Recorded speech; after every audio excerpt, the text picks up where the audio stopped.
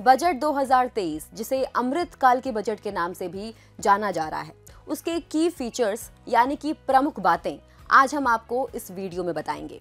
Vision for अमृतकाल यानी कि सबसे पहले हम ये जानते हैं कि बजट का विजन क्या है। First point, opportunities for citizen with focus on the youth. आसान भाषा में समझेंगे कि पूरे बजट से ये पता चलता है कि आम आदमी के लिए, स्पेशली युवा पीढ़ी के लिए अपॉर्चुनिटीज क्रिएट करने वाला ये बजट था। सेकंड है ग्रोथ एंड जॉब क्रिएशन, मतलब ग्रोथ एंड जॉब क्रिएशन पर फोकस किया जाना चाहिए। थर्ड है strong and stable macro economic environment, इसी से बनेगा एक मजबूत मैक्रो इकोनॉमिक एनवायरनमेंट।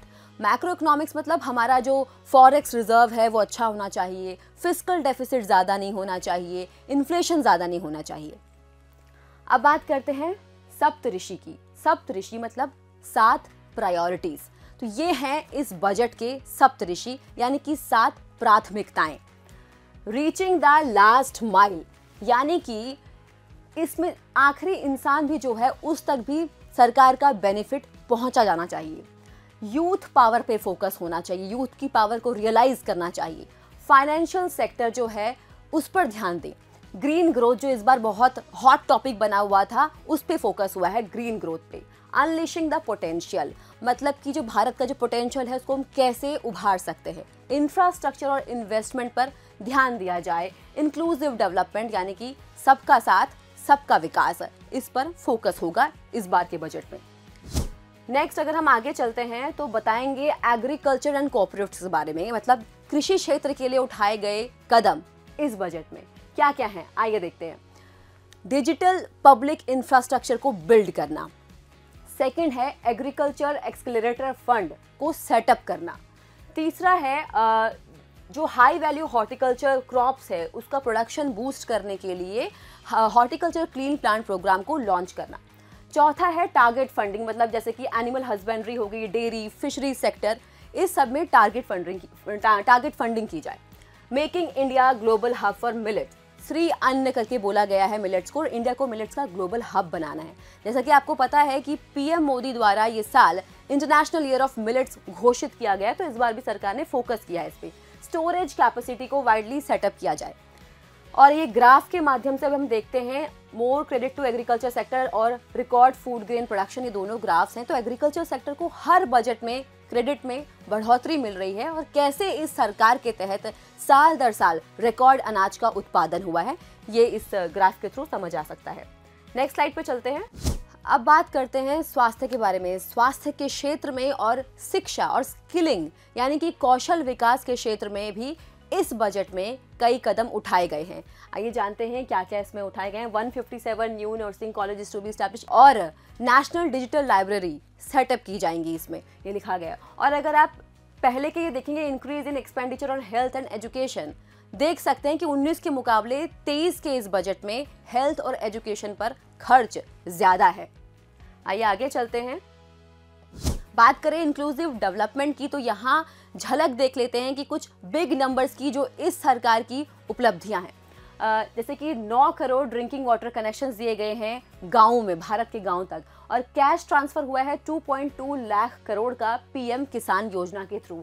अगर हम इंश्योरेंस कवर की बात देखें तो 44.6 करोड़ लोगों को इंश्योरेंस कवर हुआ है अंडर द स्कीम प्रधानमंत्री सुरक्षा बीमा योजना और प्रधानमंत्री जीवन ज्योति योजना के through.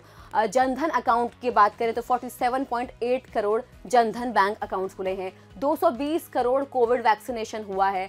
9.6 crore LPG connections Ujjwala योजना के थ्रू दिए गए हैं। 11.7 करोड़ का हाउस होल्ड स्वच्छ भारत मिशन के थ्रू टॉयलेट्स बनाए गए हैं, ये पता चलेगा। और अब हम बात करते हैं ग्राफ्स की।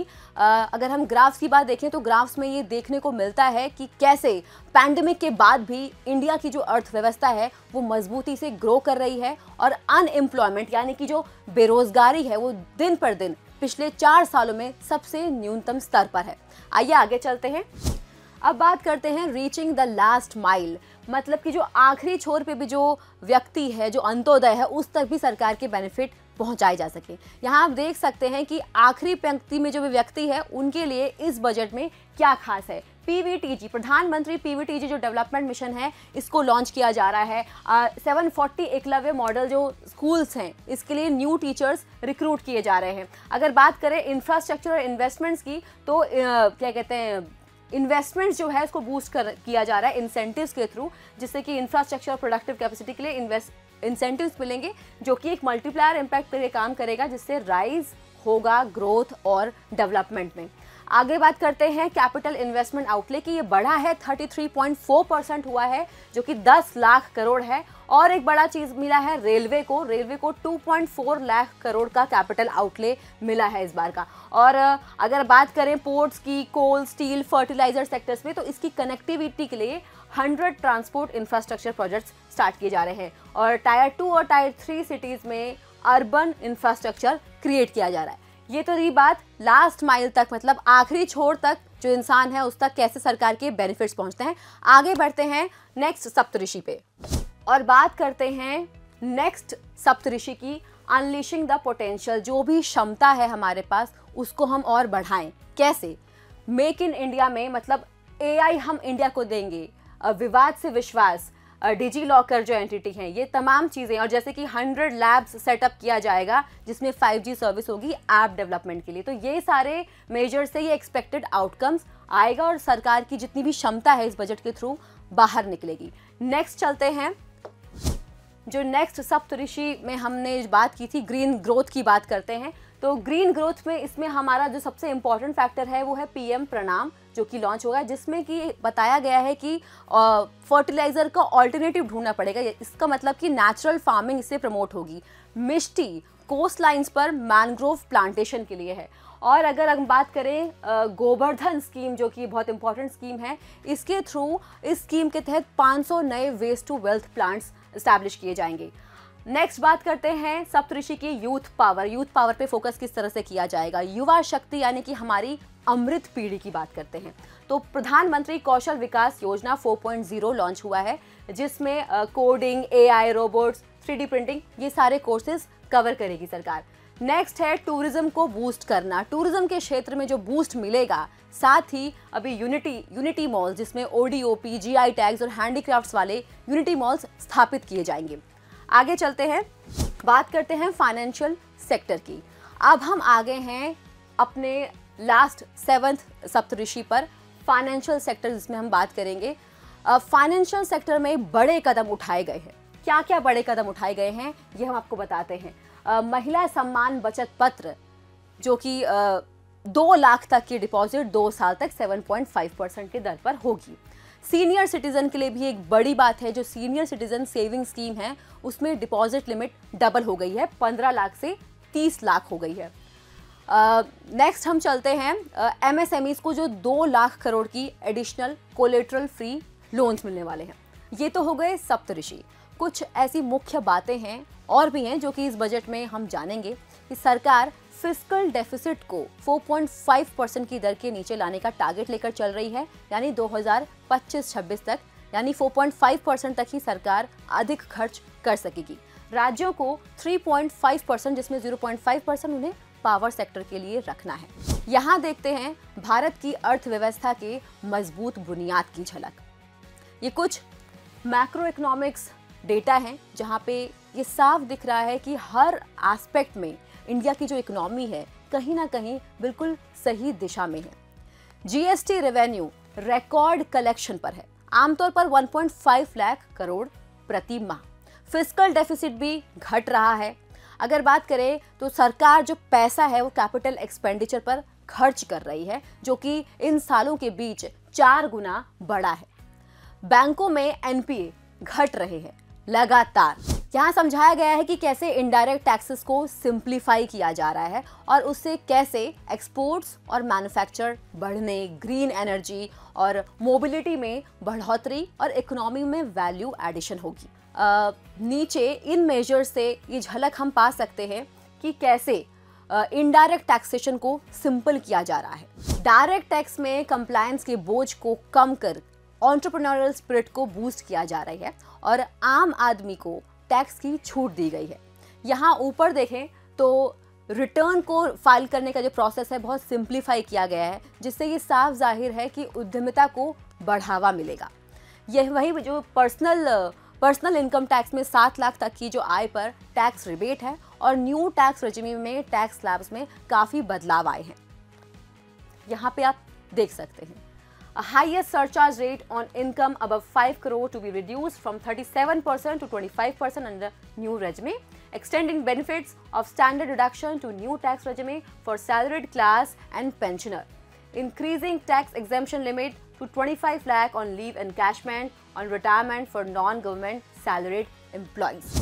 MSME के लिए प्रिजम्पटिव टैक्सेशन की बेनिफिट एक्सटेंड कर दी गई है जब 95% रिसीव नॉन कैश हो, यानी कि डिजिटल हो। वहीं अगर कॉर्पोरेटिव्स और स्टार्टअप्स को टैक्स रेट और कैरी फॉरवर्ड ऑफ लॉसेस जैसे बड़े बेनिफिट्स दिए गए हैं। अब आ गए हैं यहाँ पे हम इस पाई चार्ट में, और ये देख सकते हैं कि बजट में रेवेन्यू कलेक्शन और स्पेंडिंग का क्या ब्रेकअप है।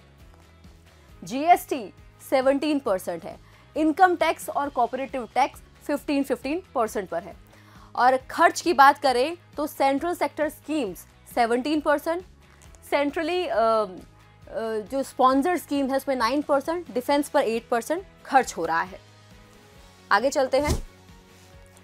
अब अगर आगे यहाँ देखते हैं, ये बड़ा इंटरेस्टिंग है, मिनिस्ट्री वाइज एलोकेशन है इसमें, जिसमें से सबसे ज़्यादा एलोकेशन है बजट में मिनिस्ट्री ऑफ डिफेंस का 5.94 लाख करोड़। उसके बाद आता है रोड्स एंड ट्रांसपोर्टेशन जो कि है 2.70 लाख करोड़, और उसके बाद आता है रेलवेज जो कि है 2.41 लाख करोड़। अब जाने स्कीम वाइज की कितनी एलोकेशन है नेक्स्ट स्लाइड में। ये सारे बीई यानी कि बजट एस्टिमेट्स हैं, ये सारे जो दिख रहे हैं आपको, जैसे कि फार्मा हो गया, जल जीवन मिशन हो गया, एकलव्य मॉडल रेजिडेंशियल स्कूल हो गया, प्रधानमंत्री आवास योजना, और जो फेम ईवी नॉर्थ ईस्ट, ये हैं सरकार के सबसे बड़े स्कीम्स और इनके बजटेड एस्टिमेट्स। नेक्स्ट चलते हैं। यहाँ बात हो रही है रिसीप्ट्स और एक्सपेंडिचर की। हम देख सकते हैं कि रिवेन्यू जो एक्सपेंडिचर है रिवेन्यू रिसीप्ट से एक्सीड कर रहे हैं। यहाँ पे अगर आप देखोगे तो रिसीप्ट्स 26.3 लाख करोड़ पर है और एक्सपेंडिचर 35 करोड़ पे। वहीं अगर हम कैपिटल रिसीप्ट्स की बात करें और एक्सपेंडिचर की बात करें तो 18.7 लाख करोड़ के मुकाबले खर्च 13.7 करोड़ हो रहा है। तो ये जो बजट है ये अमृतकाल का सबसे पहला बजट रहा है और भारत की मजबूत अर्थव्यवस्था को और मजबूती ये प्रदान करेगा। ब्राइट स्पॉट से ब्राइटेस्ट तक का ये फासला तय करने में हमारी मदद करेगा।